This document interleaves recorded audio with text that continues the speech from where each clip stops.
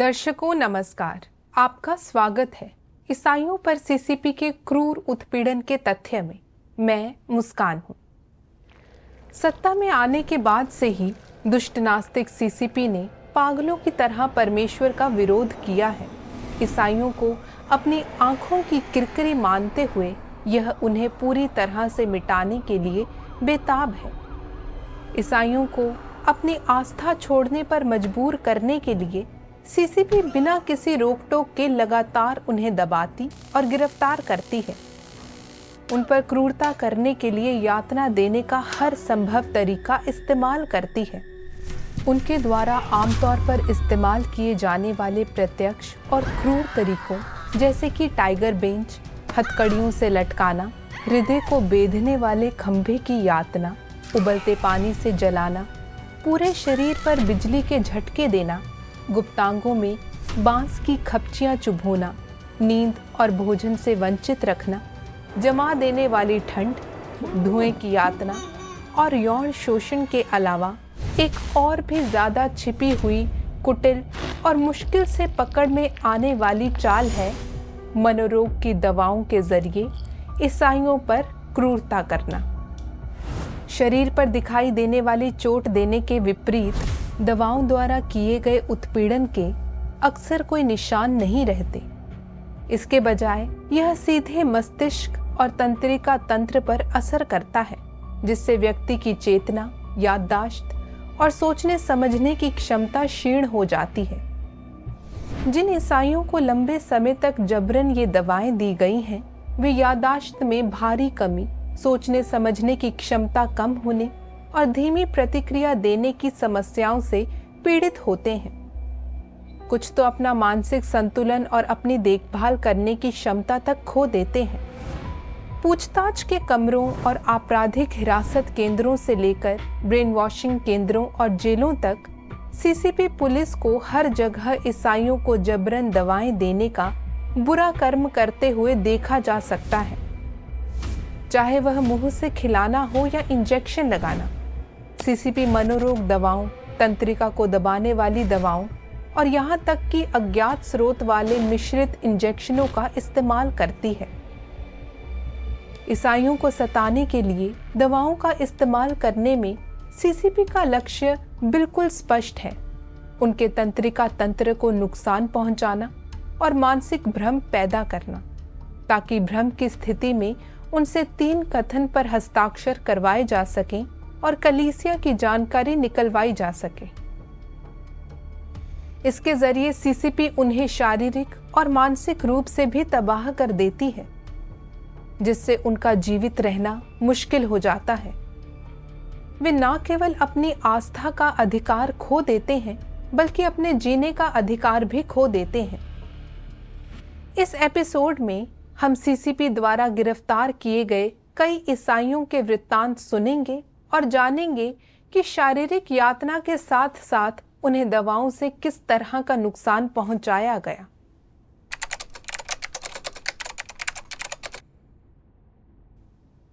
ली गांग का जन्म अप्रैल 1969 में शांग्सी प्रांत के चांगजी शहर में हुआ था।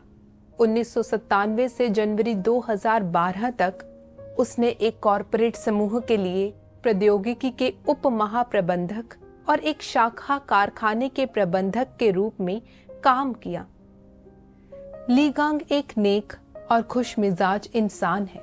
जुलाई 2011 में अंत के दिनों के सर्वशक्तिमान परमेश्वर के कार्य को स्वीकार करने के बाद वह सुसमाचार का प्रचार करने में सक्रिय रूप से जुट गया। 6 दिसंबर 2012 को सुसमाचार का प्रचार करते समय एक बुरे व्यक्ति ने ली गांग की रिपोर्ट कर दी और उसे गिरफ्तार कर लिया गया। पूछताछ के दौरान पुलिस वालों ने उसे कई बार बेरहमी से पीटा, क्योंकि उसने कलीसिया की जानकारी देने या अपने भाई बहनों की पहचान करने से इनकार कर दिया था और 6 महीने तक उसे जबरन दवाएं दी गईं। बाद में उसे 3 साल की जेल की सजा सुनाई गई। 在2012年12月的6日那天， 6 दिसंबर 2012 को सुसमाचार का प्रचार करते समय 2 भाइयों और मेरी रिपोर्ट कर दी गई। वापस आते समय हमें 1 दर्जन पुलिस अधिकारियों ने घेर लिया। वे रबर के डंडों, दंगारोधी ढालों, बिजली के डंडों और लंबे यू आकार के कांटों जैसे दंगारोधी उपकरणों से लैस थे। बिना कोई आईडी दिखाए उन्होंने हमें जबरदस्ती जमीन पर गिराकर दबोच लिया। 5 या 6 अधिकारियों ने बाकी 2 भाइयों को अपने पैरों तले दबा रखा था। 他们说我们传福音是扰乱社会治安。 उन्होंने दावा किया कि हम सुसमाचार का प्रचार करके सार्वजनिक व्यवस्था भंग कर रहे थे।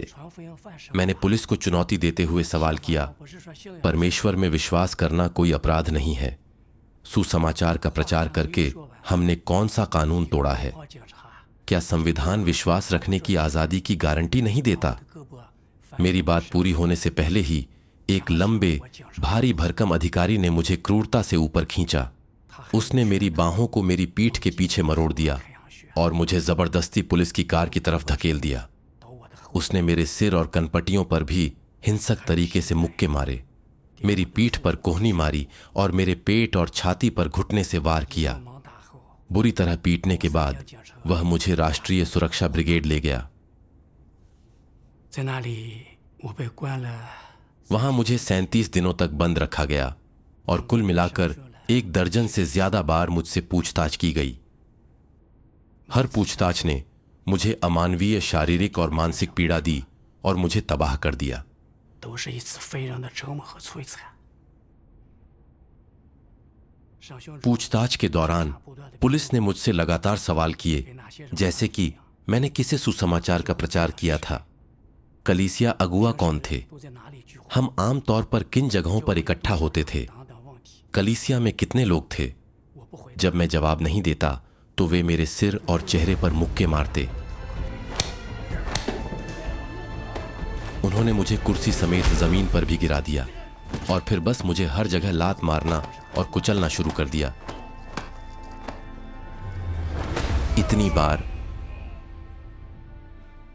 好多次都故意踢在我的生殖器上。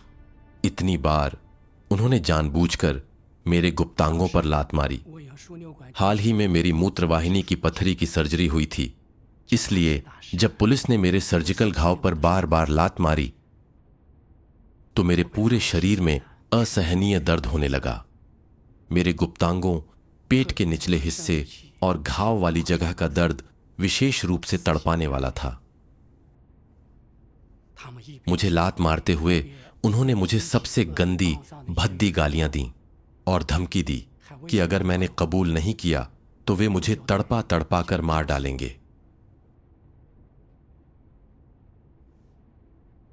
पूछताछ के दौरान पुलिस द्वारा बार बार पीटे जाने के कारण, 尤其 विशेष रूप से मेरे पेट के निचले हिस्से और गुप्तांगों पर बार बार लात मारने के कारण 导致我的 मेरी मूत्र प्रणाली में गंभीर चोट आई। मेरे पेशाब से लगातार खून आ रहा था। मैंने चिकित्सा उपचार के लिए कहा, लेकिन पुलिस ने मुझे बस नजरअंदाज कर दिया। कई बार की निष्फल पूछताछ के बाद ली गांग को 12 जनवरी 2013 को पुलिस द्वारा हिरासत केंद्र भेज दिया गया। वहां पहुंचने पर भी पुलिस की यातनाएं नहीं रुकी। इसके बजाय उन्होंने एक और भी कुटिल चाल चली। उसे जबरन मनोरोग की दवाएं दी, उसे और भी अमानवीय तरीके से तबाह कर दिया। 到了看守所以后， हिरासत केंद्र पहुंचने के बाद मेरे पेट के निचले हिस्से में लगातार दर्द होता रहा। एक बार पुलिस मुझे पूछताछ के लिए बाहर ले गई। 我一直 चूंकि मैंने अपने भाई बहनों की पहचान करने से इनकार कर दिया था, इसलिए उन्होंने मुझे फिर से क्रूरतापूर्ण ढंग से पीटा। 轰了过去。 दर्द के मारे मैं बेहोश हो गया। 醒来后，他们就给我服用一种药， जब मुझे होश आया तो उन्होंने मुझे जबरन कोई दवा खिलाई, यह दावा करते हुए कि यह मेरी चोटों के इलाज के लिए है। 也没什么 शुरुआत में मेरा दिमाग साफ था और मैं शारीरिक रूप से ठीक था, 感觉。 लेकिन वह दवा लेने के बाद मुझे पूरे दिन सुस्ती और चक्कर महसूस होता रहा। 反应也是， मेरी प्रतिक्रियाएं सुस्त हो गईं और यहां तक कि सामान्य रूप से सोचना भी मुश्किल हो गया। कभी कभी ऐसा लगता जैसे मेरा सिर फट जाएगा और मेरी आंखों में असहनीय दर्द होता। मैं पीड़ा में था और जानता था कि कुछ गड़बड़ है। 后来我无意中得知， बाद में मुझे संयोग से पता चला कि पुलिस मुझे जो दवा दे रही थी वह वास्तव में एक मनोरोग की दवा थी। 叫 इसका नाम डेपाकाइन था। 德巴金丙戊，对， हाँ, 德巴金 Depakine 酸钠 sodium valproate sustained release tablet. 副作用极 इस दवा के गंभीर दुष्प्रभाव होते हैं। इसका उपयोग विशेष रूप से दौरे को नियंत्रित करने और तंत्रिका तंत्र को दबाने के लिए किया जाता है। 长期服用， लंबे समय तक इसके इस्तेमाल से मस्तिष्क और शारीरिक कार्य प्रणाली को गंभीर नुकसान पहुंच सकता है। 我才 तभी मुझे एहसास हुआ कि मेरे सभी शारीरिक लक्षण पिछले 6 महीनों से इस दवा को लेने के कारण हुए थे। मेरा स्वास्थ्य बद से बदतर होता गया। मेरे सिर में अक्सर ऐसा दर्द होता था जैसे वह फट जाएगा। मैं कई बार बेहोश हो गया और बेहद कमजोर हो गया था। 是否虚弱？记得2013年的8月份， मुझे याद है कि अगस्त 2013 में मेरा 16 वर्षीय बेटा मुझसे मिलने आया था। 将军 मुझे देखते ही वह सन्न रह गया और फिर वह फूट फूट कर रोने लगा। 拍着不 शीशे पर हाथ मारते हुए वह रोने लगा। पापा, आप इतने दुबले और इतने बूढ़े क्यों हो गए हैं? 老呀， वे आपको यातना देकर इस हालत में कैसे छोड़ सकते हैं? 把你折磨成这 उस समय मेरी उम्र केवल 40 वर्ष से कुछ ही अधिक थी, 时候， लेकिन यातना के बाद मेरा वजन 40 किलोग्राम से भी कम हो गया था। 瘦得不 मैं हड्डियों का ढांचा मात्र रह गया था। जब मैंने अपने बेटे को यह कहते सुना 我心里 तो मुझे अपने दिल में बेहद दर्द और पीड़ा महसूस हुई। 后来我被中共判刑3年， बाद में 在 मुझे सीसीपी द्वारा 3 साल की जेल की सजा सुनाई गई। सितंबर 2013 में पुलिस ने मुझे शांगसी प्रांत की एक जेल में भेज दिया। 刚到监 वहां पहुंचने पर मुझे 3 महीने की सख्त निगरानी अवधि में रखा गया। 严管期 उस दौरान 向全 सर्वशक्तिमान परमेश्वर में विश्वास करने वाले किसी भी व्यक्ति को सोने नहीं दिया जाता था। मुझे भी हर दिन कील जैसे उभारों वाले स्टूल पर बैठने के लिए मजबूर किया जाता था। मुझे अपने हाथों को अपने घुटनों पर रखना होता था। 90 डिग्री के कोण पर बिल्कुल सीधा बैठना होता था 低头， और सीधे आगे देखना होता था। मुझे नीचे देखने या यहां तक कि हिलने की भी अनुमति नहीं थी, अन्यथा मुझे क्रूरता से पीटा जाता। 这个姿势 मुझे दिन में 20 घंटे से ज्यादा समय तक लगातार इसी स्थिति में बैठना पड़ता था। 2 हफ्ते बाद मेरे कूल्हों की त्वचा फट गई थी और खून बह रहा था। दर्द असहनीय था। 本来我在看守所里被迫 6 महीने तक जबरन मनोरोग की दवाएं दिए जाने के बाद मुझे लगातार सिर दर्द रहने लगा। 加上长期的 साथ ही लंबे समय तक नींद की कमी के कारण ऐसा लगता था जैसे मेरा सिर फट जाएगा।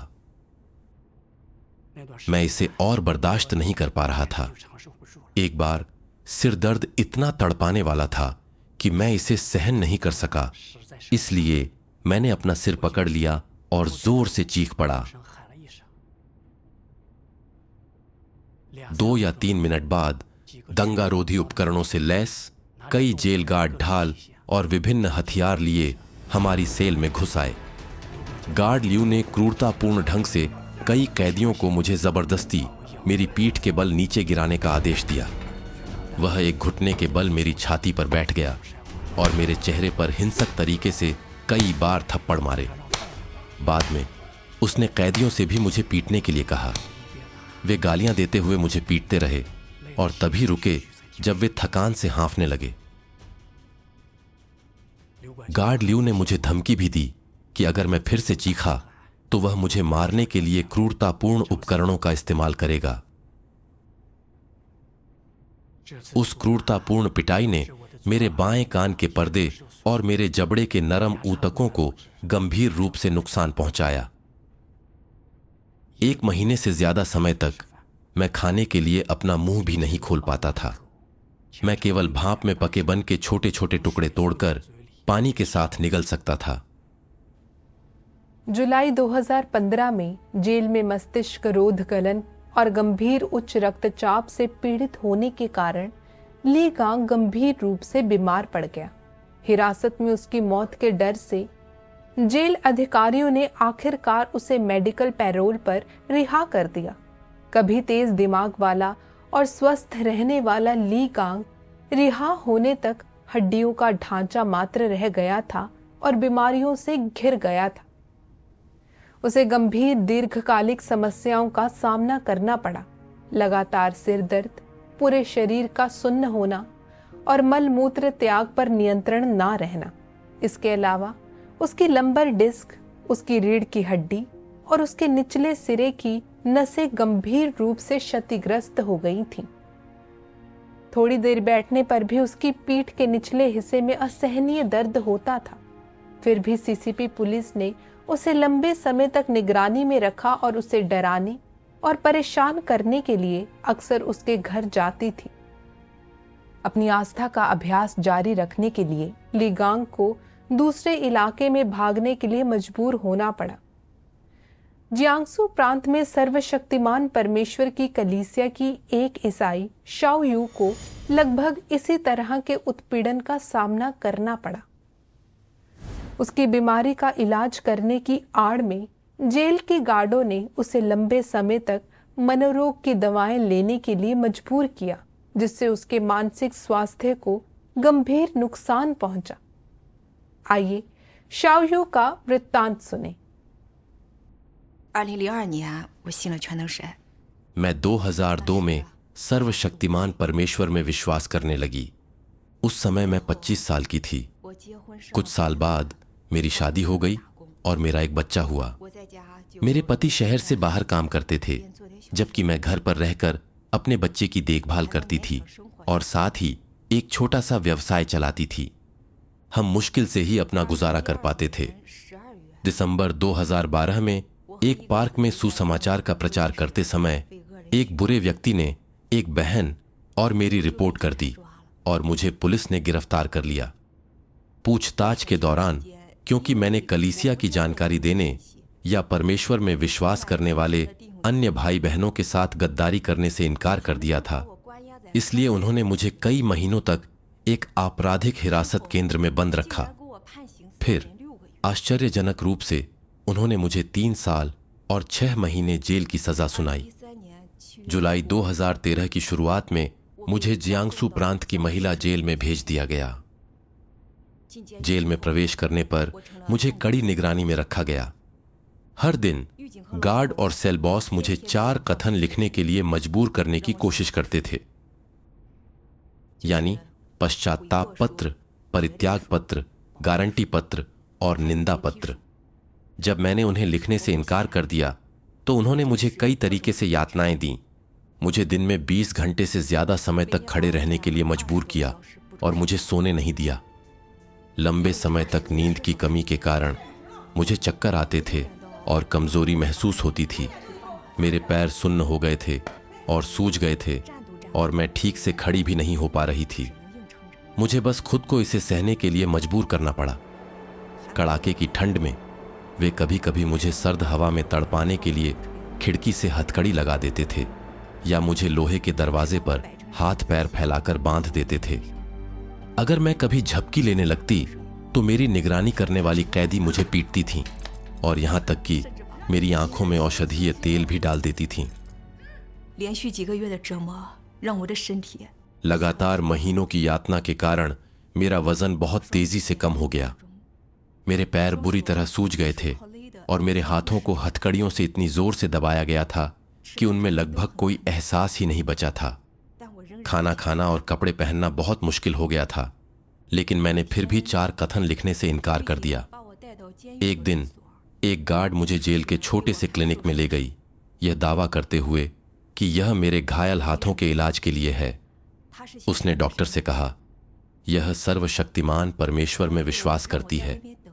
फिर उसने मुझे बाहर इंतजार करने के लिए कहा। 他就拿了一些 कुछ ही देर बाद 装着的药 वह कुछ गोलियां लेकर आई। 说是 उसने दावा किया कि वे रक्त संचार में सुधार करती हैं और मुझे उन्हें रोजाना लेने के लिए कहा। 药吃下去 दवाएं लेना शुरू करने के कुछ ही दिनों बाद 明显感 मेरा मन साफ तौर पर भ्रमित होने लगा और मुझे मतिभ्रम भी होने लगा। शाम को जब पहले से ही अंधेरा छाया होता था, मुझे आसमान चमकीला नीला दिखाई देता था। चांद बड़ा, गोल और लाल रंग में चमकता दिखता था। दिन के समय आसमान लाल दिखाई देता था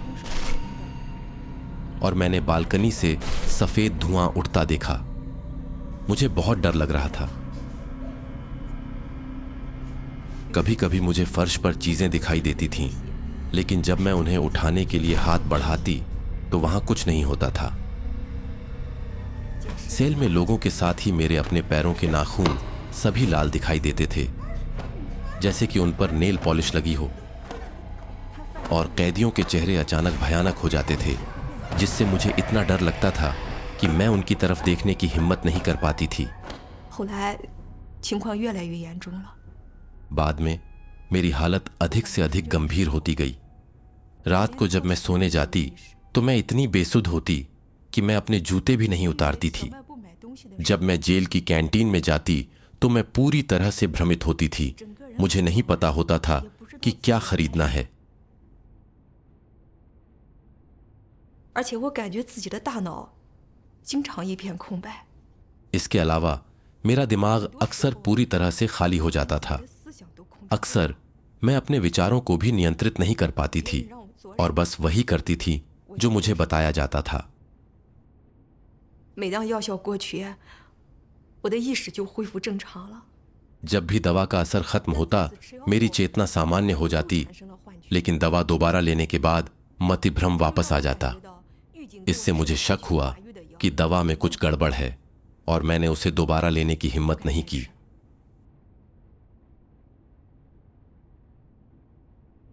एक बार जब मैंने दवा नहीं ली तो कई कैदियों ने मुझे सेल के एक कोने में घसीटा और मुझे जबरदस्ती दवा खिलाने की कोशिश की। मैंने बेतहाशा संघर्ष किया और इसे लेने से इनकार कर दिया। लियू हुई नाम की एक कैदी ने मेरे सिर पर हिंसक तरीके से वॉश बेसिन दे मारा और यहां तक कि मल पोंछने के लिए इस्तेमाल किया गया टॉयलेट पेपर सीधे मेरे मुंह में ठूंस दिया। 只要我不吃药， अगर मैं दवा लेने से इनकार करती तो गार्ड कैदियों को मुझे पीटने और यातना देने के लिए उकसाते, जिससे मुझे इतनी पीड़ा होती कि मैं मरने की दुआ करने लगती। 那段时间 उस दौरान दवा लेने से मेरी मनोदशा बुरी तरह बिगड़ गई थी। फिर भी गार्डों ने मुझे यातना देना बंद नहीं किया। उन्होंने मुझे परमेश्वर की ईशनिंदा करने वाले वीडियो देखने के लिए मजबूर किया। 我不看。 एक बार जब मैंने इनकार कर दिया तो गार्डों ने मुझे मेरी हथकड़ियों से लटका दिया। 我只能脚 मैं केवल अपने पैर की उंगलियों से जमीन को छू सकती थी। 延长了， समय के साथ मेरे पैरों की उंगलियां पूरी तरह से सुन्न हो गईं 也被 और मेरी कलाइयों में ऐसा महसूस हुआ जैसे वे टूट जाएंगी। 那种感觉真是太痛苦了。 वह एहसास बिल्कुल तड़पाने वाला था, 但我还是不假思索。 लेकिन मैंने फिर भी 4 कथन लिखने से इनकार कर दिया। 遇见 फिर गार्डों ने मुझे एकांत कारावास में बंद कर दिया और मुझे टाइगर बेंच पर बैठने के लिए मजबूर किया। मुझे कई दिनों तक सोने नहीं दिया, जब तक कि मैं गिरने के कगार पर नहीं पहुंच गई। एकांत कारावास से रिहा होने के बाद गार्डों ने मुझे दिन में 14 घंटे मजदूरी करने और फिर ब्रेन वॉशिंग सत्रों में भाग लेने के लिए भी मजबूर किया। 有几次 कई बार उन्होंने मुझे घंटों तक मेंढक की तरह कूदने के लिए भी मजबूर किया। 我的手 मेरे पैरों में इतना दर्द होता था कि मैं इसे सहन नहीं कर पाती थी। मैं ठीक से खड़ी नहीं हो पाती थी और यहां तक कि चलना भी बहुत मुश्किल हो गया था। गार्ड भी अक्सर कैदियों से मुझे यातनाएं दिलवाती थीं। कैदियों ने जबरदस्ती मेरे कपड़े उतार दिए और कड़ाके की ठंड में मुझ पर ठंडा पानी डाल दिया, जिससे मैं पूरी तरह कांपने लगी। रात को कैदी कभी कभी मेरे हाथ पैर बांध देते थे, जिससे मैं ठीक से आराम नहीं कर पाती थी। झोली नाम की एक हत्यारी ने तो मेरी उंगलियों में सुइयां तक चुभो दी। मेरी उंगलियों में इतना तेज दर्द हुआ कि लगा जैसे वह सीधे मेरे दिल में चुभ गया हो। 后来我的手指变得又紫又重， मेरी उंगलियां बैंगनी होकर सूज गईं और सूजन लंबे समय तक कम नहीं हुई। 2 जून 2016 को शाओयू को अपनी सजा पूरी करने के बाद रिहा कर दिया गया। रिहा होने पर 40 वर्ष से कुछ ही अधिक की होने के बावजूद उसके बाल पूरी तरह सफेद हो गए थे। उसका चेहरा पीला पड़ गया था, उसकी आंखें सूनी थीं और वह हड्डियों का ढांचा मात्र रह गई थी। उसकी हालत देखकर उसके रिश्तेदार बहुत दुखी हुए। 我们小玉出狱的那天上午， जिस सुबह शाओ यू को रिहा किया गया, हम उसे लेने गए। वह पूरी तरह से सुन्न थी और प्रतिक्रिया देने में बहुत धीमी थी। उसकी आंखें पूरी तरह से सूनी थीं, जैसे कि वह किसी को पहचानती ही न हो। गिरफ्तार होने से पहले वह होशियार, काबिल और खुशमिजाज थी। वह एक नेक दिल इंसान थी जिसे दूसरों की मदद करना पसंद था और वह बहुत ऊर्जावान थी। परमेश्वर में विश्वास करने और सुसमाचार का प्रचार करने के लिए उसे 3.5 साल की सजा मिली। यह वाकई बेतुका है। आखिर उसने कौन सा कानून तोड़ा था? 被抓后，我们一直想去探望。 गिरफ्तार होने के बाद हमें कभी उससे मिलने नहीं दिया गया। सजा सुनाए जाने के 1 साल से ज्यादा समय बाद मेरे बहनोई और मैं आखिरकार उससे मिले। तब तक वह सिर्फ हड्डियों का ढांचा रह गई थी। 他已经瘦得皮包骨头，走路 वह बहुत धीरे धीरे और कमजोरी से चलती थी। जब हमने उससे बात की तो वह प्रतिक्रिया देने में बहुत धीमी थी। हम कुछ कहते तो उसे जवाब देने में काफी समय लगता। वह जैसी पहले थी उससे बिल्कुल अलग हो गई थी। 不一样了。越看他，我心里越难受。 मैंने उसे जितना देखा मुझे उतना ही बुरा लगा 眼泪也一直在流。 और मेरे आंसू गिरते रहे।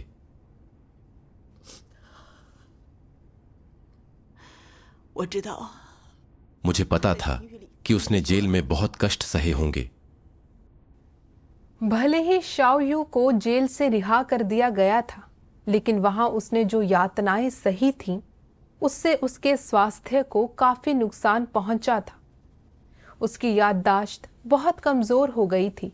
दूसरों से बात करते समय उसकी प्रतिक्रियाएं धीमी थीं और वह अक्सर चक्कर, सिरदर्द, अनिद्रा और थकान से पीड़ित रहती थी।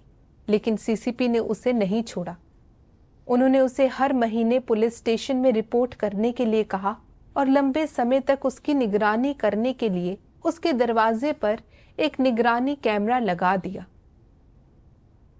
परमेश्वर में विश्वास करना जारी रखने के लिए शाओयू के पास दूसरे इलाके में भागने के अलावा कोई विकल्प नहीं था। ली गांग और शाओयू को जिस तरह की शारीरिक यातना और दवाओं से उत्पीड़न का सामना करना पड़ा, वैसा ही सिचुआन प्रांत में सर्वशक्तिमान परमेश्वर की कलीसिया के एक ईसाई लिनपिंग के साथ भी हुआ। आइए उसका वृत्तांत सुने। लिनपिंग, जिसका जन्म 1965 में हुआ था, सिचुआन प्रांत के चेंगडू का रहने वाला है। उसने जनवरी 2000 में अंत के दिनों के सर्वशक्तिमान परमेश्वर के कार्य को स्वीकार किया और परमेश्वर में विश्वास करने के बाद सक्रिय रूप से अपना कर्तव्य निभाया। दिसंबर 2012 में परमेश्वर में विश्वास करने और सुसमाचार का प्रचार करने के लिए लिनपिंग की रिपोर्ट कर दी गई और उसे घर पर गिरफ्तार कर लिया गया। पूछताछ की प्रक्रिया के दौरान उससे कबूलनामा उगलवाने के लिए उसे यातनाएं दी गईं, क्योंकि उसने कलीसिया की जानकारी देने या अपने भाई बहनों के साथ गद्दारी करने से इनकार कर दिया था और उसे जबरन एक अज्ञात दवा का इंजेक्शन लगाया गया। 那是2012年12月10号。 यह 10 दिसंबर 2012 को दोपहर करीब 2 बजे की बात है। 突然闯进我家， पुलिस वाले और गांव के अधिकारी मेरे घर में घुस आए और मुझे गिरफ्तार कर लिया। पूछताछ के कमरे में स्टेशन प्रमुख वू ने मुझे दीवार के सहारे खड़े होने का आदेश दिया और तुरंत मेरे चेहरे पर लगातार अनगिनत बार थप्पड़ मारे।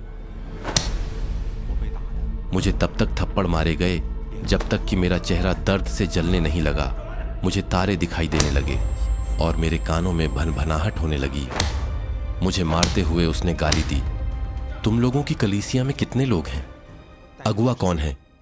बेहतर होगा कि तुम अभी बोलना शुरू कर दो। बस एक व्यक्ति का नाम बता दो और हम तुम्हें छोड़ देंगे। 我没有说。 जब मैंने कुछ नहीं कहा तो उसने अपनी मुट्ठियां घुमाई और मेरी कमर और पेट पर हिंसक तरीके से मुक्के मारे। इतना दर्द हुआ कि मैं खड़ा नहीं रह सका और मैं फर्श पर गिर पड़ा। वो ने मुझे ऊपर खींचा और दीवार से सटा दिया और फिर मेरी पसलियों पर हिंसक तरीके से कोहनी मारी और मेरे पैरों पर बुरी तरह से लात मारी और कुचला। मुझे पीटने के बाद उसने दांत पीसते हुए कहा, तुम्हारे लिए बेहतर होगा कि तुम कबूल कर लो। मेरे पास बहुत सारे तरीके हैं। मुझे यकीन है कि मैं तुम्हें तोड़ सकता हूं। लेकिन उसने मुझसे चाहे कितनी भी पूछताछ की, मैंने कुछ नहीं कहा। वो ने गुस्से में मुझे घूरा। अचानक वह एक मुक्केबाज की तरह मेरे सामने आया और फिर से मेरे चेहरे पर क्रूरतापूर्ण ढंग से थप्पड़ मारने लगा और मुझे बार बार मुक्के और लात मारने लगा। मुझे मारते हुए उसने गाली दी, तुम्हारे लिए बेहतर होगा कि तुम ईमानदारी से कबूल कर लो, वरना तुम्हारे आगे के दिन अच्छे नहीं होंगे। मुझे तब तक पीटा गया जब तक कि मेरे पूरे शरीर में दर्द नहीं होने लगा। थक जाने के बाद वो ने 10 मिनट से ज्यादा समय तक आराम किया।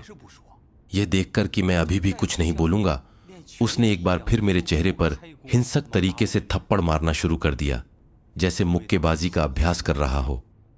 मुझे इतना पीटा गया कि चक्कर आने लगे। ऐसा लगा जैसे पूरा कमरा हिल रहा हो और मेरे चेहरे की सारी संवेदना खत्म हो गई। इसके तुरंत बाद अपने दाहिने हाथ को चील के पंजे का आकार देते हुए उसने वू वू की आवाज निकालते हुए इसे हिलाया। मेरी बाईं हंसली को भयंकर तरीके से पकड़ा, अपनी उंगलियों को गहराई तक गड़ाया और उन्हें जोर से मरोड़ दिया। दर्द इतना असहनीय था कि मैं मुश्किल से सांस ले पा रहा था 眼泪不由得流下来。 और मेरे चेहरे पर अनजाने में ही आंसू बहने लगे।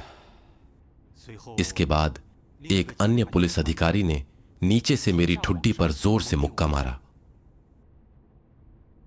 मैंने अपने जबड़े में कड़क की आवाज सुनी और मेरा सिर जोर से झटके से पीछे गया। इतना दर्द हुआ कि मैंने जल्दी से अपना चेहरा पकड़ लिया। मैं मुश्किल से ही खड़ा हो पा रहा था। उसने अपने हाथों में थूका, उन्हें एक साथ रगड़ा और हिंसक तरीके से कहा, मुझे परमेश्वर मानो और मैं तुम्हें बचा सकता हूं। इसके साथ ही उसने अपनी कमर से चमड़े की बेल्ट निकाली और पूरी ताकत से मुझे कोड़े मारे, जिससे मैं दर्द से कांपने लगा। फिर 3 पुलिस अधिकारियों ने बारी बारी से मेरी कमर के दोनों तरफ अपनी मुट्ठियों और कोहनियों से हिंसक तरीके से वार किया, जैसे वे मुक्केबाजी का अभ्यास कर रहे हों। दर्द इतना तेज था कि मैं मुश्किल से सांस ले पा रहा था। 就这样，我被他们一直 यह क्रूरतापूर्ण पिटाई तब तक जारी रही जब तक कि वे रात का खाना खाने नहीं चले गए। मैं कमजोरी के मारे गिर पड़ा। मेरे पूरे शरीर में तेज दर्द हो रहा था और मुझे पीड़ा और आक्रोश दोनों महसूस हो रहे थे। सीसीपी पुलिस जब भी सर्वशक्तिमान परमेश्वर में विश्वास करने वाले लोगों को गिरफ्तार करती है, वह उन्हें मरने की हालत तक पीटती है। वह सचमुच दुष्ट दानवों का एक समूह है। रात के खाने के बाद वो कार्यालय लौटा और तुरंत अपना सुर बदल लिया। उसने पाखंड करते हुए कहा, बस मुझे एक नाम बता दो और मैं तुम्हें तुरंत छोड़ दूंगा। मैंने फिर भी कोई जवाब नहीं दिया। वह तुरंत आग बबूला हो गया और मुझे मुक्के और लात मारने लगा। पूछताछ से वो को कुछ हासिल नहीं हो रहा था तो उसने हताशा में कहा, हम तुम्हें दोषी ठहराना चाहते हैं, लेकिन तुमने कानून नहीं तोड़ा है। तुम परमेश्वर में विश्वास करते हो और कानूनी तौर पर इसके खिलाफ कोई प्रावधान नहीं है। हम तुम पर केवल सार्वजनिक व्यवस्था भंग करने के अपराध का आरोप लगा सकते हैं। इसके साथ ही उसने मेरा हाथ पकड़ा, मेरी उंगलियों को जोर लगाकर खोला और जबरदस्ती एक कागज के टुकड़े पर मेरी उंगलियों के निशान लगा दिए। बाद में उसने आत्मतुष्ट ढंग से कहा, अब तुम्हारा काम तमाम हो गया। 3 कथन पर हस्ताक्षर करने का मतलब है कि तुमने अपने परमेश्वर के साथ विश्वासघात किया है। तुम एक यहूदा हो, तुमने अपनी उंगलियों के निशान भी लगा दिए हैं। मैंने मन ही मन सोचा, मैंने वह निशान खुद नहीं लगाया, यह परमेश्वर के सामने मायने नहीं रखता। 晚上9点左右，吴某见我还是不交代， रात करीब 9 बजे, यह देखकर कि मैं अभी भी कबूल नहीं करूंगा, वो और डिप्टी चीफ मुझे पुलिस स्टेशन के बेसमेंट में ले गए। वहां घुप अंधेरा था। उस समय मुझे थोड़ा डर लग रहा था। ये नहीं पता था कि वे आगे मुझे कैसे यातना देंगे। जब लाइटें चालू हुईं तो मैंने देखा कि कमरा 3 या 4 सामान्य कमरों के आकार का था। यह शीशियों, जार और कार्डबोर्ड बॉक्स से भरा था, जो सभी दवाओं से भरे हुए थे। यह एक दवा की दुकान जैसा लग रहा था। 好像药店一样。 डिप्टी चीफ ने दवा की 3 शीशियां लीं। एक सूखे पाउडर की शीशी थी जो लगभग 5 सेंटीमीटर लंबी थी। अन्य 2 में तरल पदार्थ थे और वे पाउडर वाली शीशी से थोड़ी लंबी थीं। उसने एक बहुत मोटी सिरिंज निकाली, जिस तरह की सिरिंज का इस्तेमाल गांव में सुअरों को इंजेक्शन लगाने के लिए किया जाता है। उसने तीनों शीशियों को एक साथ मिलाया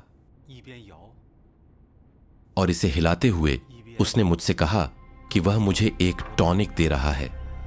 यह सुनकर मुझे पता चल गया कि कुछ गड़बड़ है और मैं तुरंत वहां से जाना चाहता था, लेकिन वो ने मेरी बाईं कलाई को कसकर पकड़ लिया और डिप्टी चीफ ने जल्दी से मेरी बीच की उंगली में सुई चुभो दी और मुझ में दवाएं इंजेक्ट कर दी।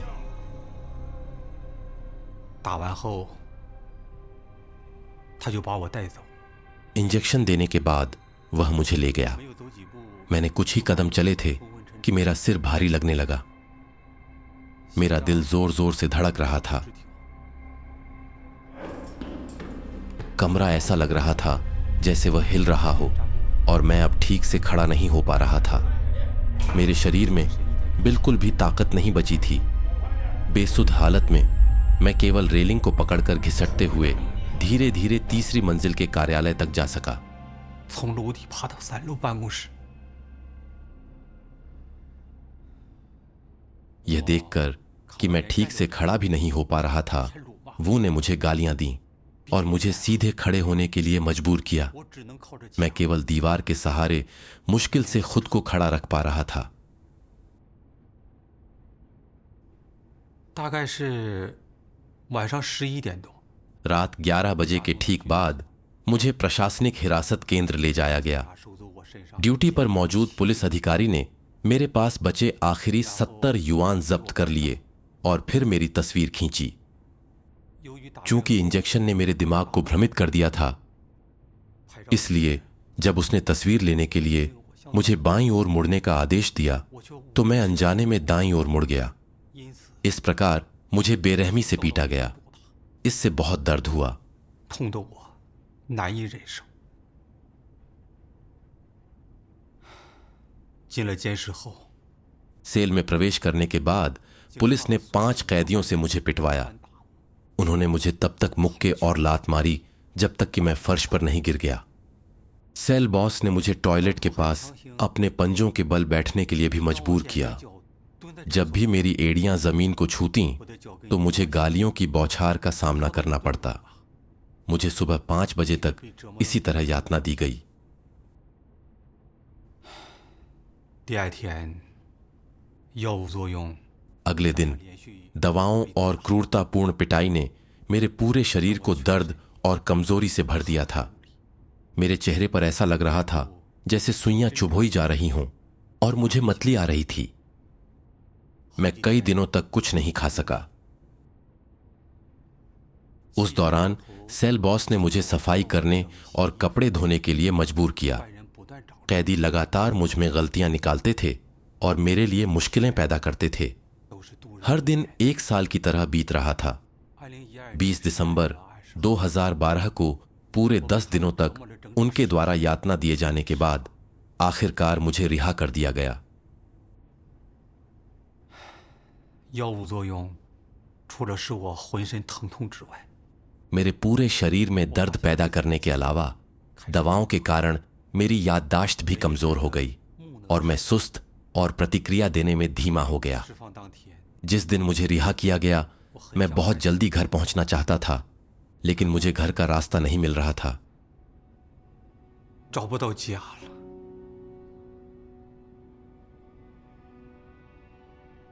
回家那段 घर तक का वह सफर बेहद कठिन था। 过得很艰难。 मुझे सही दिशा भी याद नहीं आ रही थी।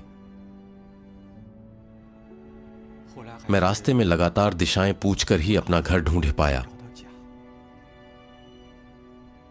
उसके बाद मैं हर दिन लगातार डर में जीता था। रात को मैं सोने के लिए अपने कपड़े उतारने की भी हिम्मत नहीं करता था और कभी-कभी मैं सपने में देखता कि पुलिस मुझे गिरफ्तार करने आ रही है।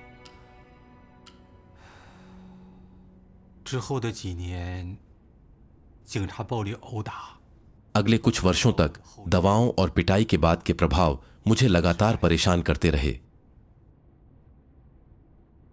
病症 जब भी लक्षण उभरते तो मुझे घबराहट होती और बुखार जैसा महसूस होता। 难受， मेरी नाक बहने लगती और मैं बेकाबू होकर रोने लगता। 眼泪， मैं अपनी आंखें भी नहीं खोल पाता था। 眼睛也睁不开。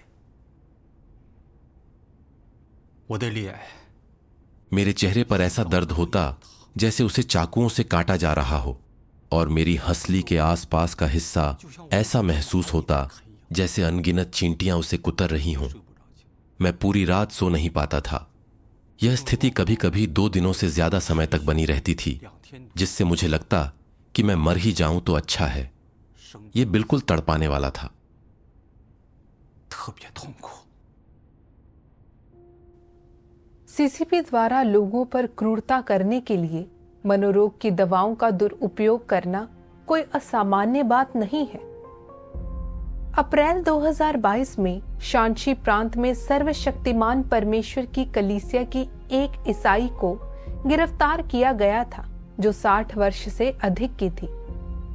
अपनी जेल की सजा काटने के दौरान उसे जबरन ब्रेन वॉशिंग का शिकार होना पड़ा और 22 बार उसका खून निकाला गया क्योंकि उसने सर्वशक्तिमान परमेश्वर की कलीसिया को बदनाम करने वाली सीसीपी की निराधार अफवाहों और दानवी शब्दों का खंडन किया था। उसे 3 कथन पर हस्ताक्षर करने और परमेश्वर में अपना विश्वास छोड़ने के लिए मजबूर करने की कोशिश में जेल के गार्डों ने उसे कई मनोरोग की दवाएं लेने के लिए भी मजबूर किया और उन्हें लेने के बाद उसकी स्थिति पर कड़ी नजर रखी। उसने 2 बार गोलियों को निगलने का नाटक किया, उन्हें अपनी जीभ के नीचे छिपा लिया, लेकिन दोनों बार पकड़ी गई। गार्डों ने तुरंत उसकी खुराक बढ़ा दी। दवा लेने के बाद उसकी लगातार लार टपकती थी और वह अनजाने में ही आगे पीछे झूलती रहती थी।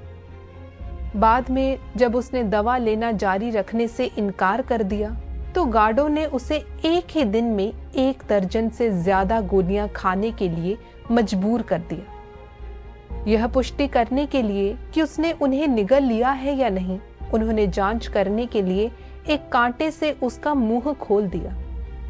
इन दवाओं को लेने के बाद वह धीरे धीरे दूसरों की बातें समझने में असमर्थ हो गई और अक्सर गलत सेल में चली जाती थी। वह एक मनोरोगी की तरह पूरी तरह से मंदबुद्धि हो गई। ईसाइयों पर क्रूरता करने के लिए सीसीपी द्वारा मनोरोग की दवाओं का दुरुपयोग करने के कुछ मामलों की रिपोर्ट यहीं समाप्त होती है।